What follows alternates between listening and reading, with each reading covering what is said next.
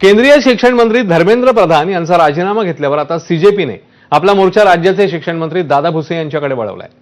महाराष्ट्रातल्या शाळांची दयनीय अवस्था आणि मूलभूत सुविधांच्या अभावाची नैतिक जबाबदारी स्वीकारून शिक्षण मंत्री दादा भुसेंनी राजीनामा द्यावा अशी मागणी संस्थापक अभिजित दिपकेंनी केली आहे। लातूर जिल्ह्यातल्या औसा तालुक्यातील उजनी इथल्या जिल्हा परिषद शाळेला भेट दिल्यानंतर ते बोलत होते। दिपके यांनी सध्या शाळा सुधार आंदोलन सुरू केले तर राज्यभर शिक्षणाचा दर्जा उंचावण्याचं काम सुरू असल्याचं दादा भुसेंनी म्हटलं।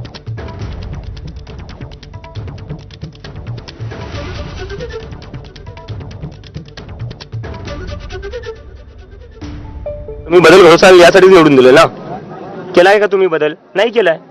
पत्र आहे अजून पण शाळांवर, ते पत्र गळतायत, मुलांना बसायला बेंच नाहीये। तर 10 वर्षात तुम्हाला तेही जमलं नसेल तर मग तुम्ही केलं काय? यांनी शिक्षण मंत्री पदावर राहिला पाहिजे की नाही दादा भुसेंनी?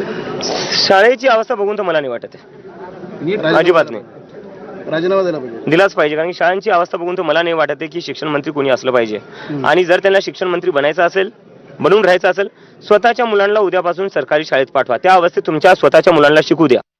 अभिजितजी दिपके असतील किंवा महाराष्ट्रातला कोण नागरिक पण असेल तर त्यांनी शाळेच्या भौतिक सुविधेच्या संदर्भातला विषय असेल, शाळेच्या गुणवत्तेच्या संदर्भातला विषय असेल, या संदर्भातल्या कोणीही केलेल्या सूचनांचं त्या ठिकाणी निश्चितपणे आदर आहे, स्वागत आहे।